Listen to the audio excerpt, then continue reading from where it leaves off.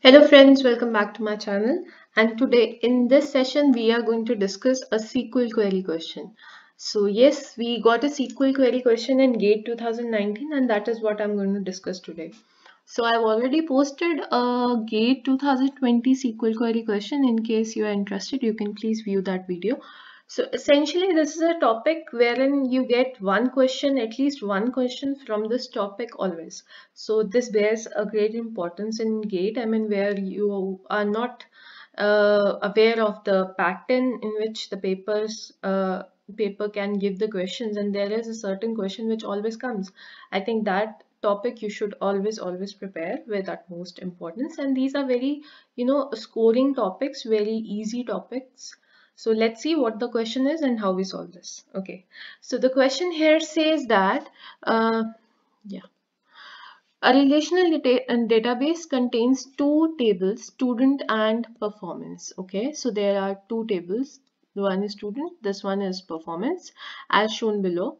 There are some records, some student names, roll numbers, their marks, subject codes. Okay, the primary key of student table is roll number, and for the performance table, the columns roll number and subject code together form the primary key. So you know what I've done? I have just marked them with black as we always do, as it is generally given in the questions, but since it was not specifically marked in the question, I have marked it for my understanding. And same is what I advise you all to do in such questions. When you attempt such questions, if there is some kind of information like this, which is not represented in the table, the first step while reading the question should be itself to mark such tables. Okay, mark such information in the question itself. Then it says consider the SQL query given below. Select s dot student name. We need to select student name and marks, p dot marks. We need to select this and this. Now whatever we select, that is essentially which is projected at the end. So you should be clear with this, that they essentially need the student name and the marks as the end result. Okay, then from student table S and performance table P, okay, where P dot marks should be more than 84. Now this is where the constraints come, right? This is the constraint section. Constraints, right? This is what is the required output. And this is group by, so this is basically the constraint section. Then group by s dot student name. So we need to group by student name, and the constraint is that we need to select the records where p dot marks is more than 84. So the marks should be more than 84 and we need to group by student name. So if you just think it by having a look on this performance table, it says you need to select those records which have marks more than 84. Okay, fine. And then you need to group by student name, right? Essentially, when you say from this table and this table, it is performing a, you know, it is performing a join on the basis of the common attribute, which is roll number over here. So you can consider that both the tables are joined right now. That is not a problem. But then when it is saying group by student name, and then finally it is projecting the marks, and there is also a sum function over here, what does that all represents? It essentially represents that they want the sum of marks for each individual students, but for the students who satisfy this condition. Okay, so I would just repeat it again. The sum of marks of every student where this condition is satisfied, okay. So that is what I'm going to do. But now, to just simplify such kind of questions, what I've done is uh, I have jotted down some steps in which you can solve such questions. So there are certain steps in which you can break down the solution of that question, and that is what I've done over here. First of all, there was a constraint of marks more than 84. So that means we need to select the records from performance table on the basis of this condition. Then there is a group function on student name and marks and sum of marks, right? There is a group function and sum of marks. So this is basically the constraints part. Okay, So that means from this you should capture that you need to create the sum total of marks by each such student selected by one. So which students who satisfied this condition?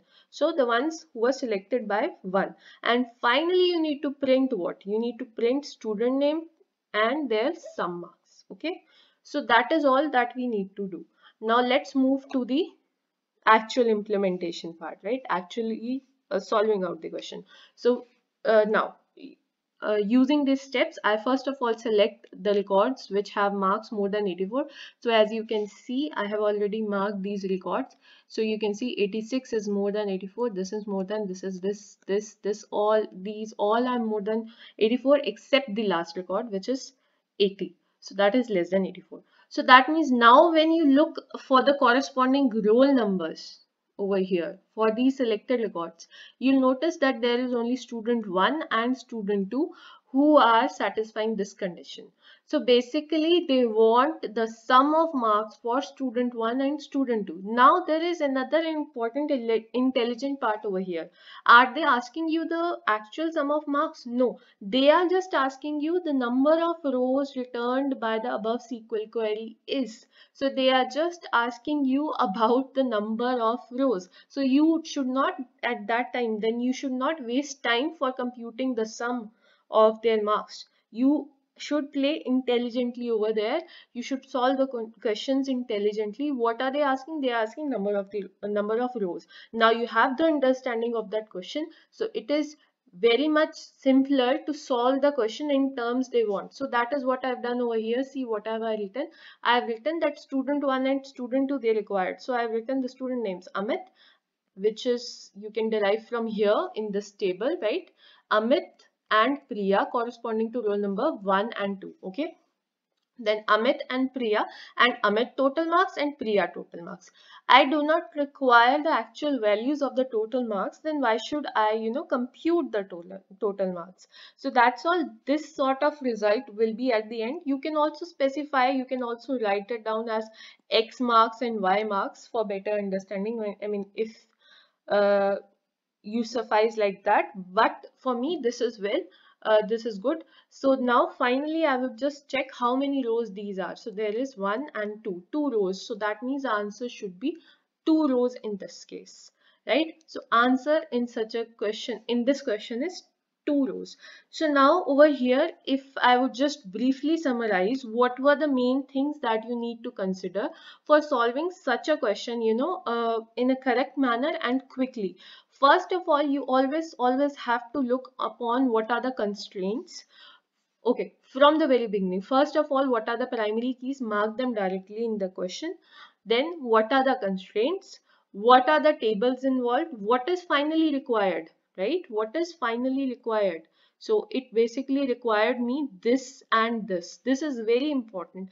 And then the most important part, which you also need to, go through while reading to the question and keep in mind is what form of output is required, because this essentially saves a lot of time when we are attempting a gate question, and time is what matters the most in gate questions. Solving a question correctly and in the smallest possible time is which matters the most in gate and determines your rank. So that is what you need to take care of while solving such questions.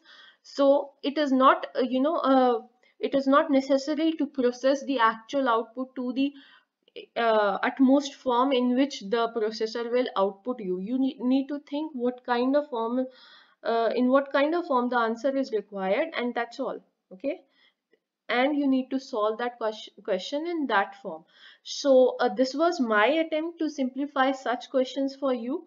So essentially I adopted a new approach over here to break down such a question in steps for better understanding of you. Please let me know how you like please let me know your views on this video of mine and in the comment section below. In case you have any other doubts, any other important topics that you would like me to discuss, please let me know by writing them down in the comment section below. In case you like the video, please like it And also if you're the one who has not subscribed to my channel, please subscribe it if you want to view some more such videos. Also, I would be back with many such more videos, so also press the bell icon so that you get notified with my latest videos whenever I post them. Okay, so I guess you should keep learning, stay practicing. Let me know with your doubts. I'll be back with more videos. Till then, stay tuned. Thank you.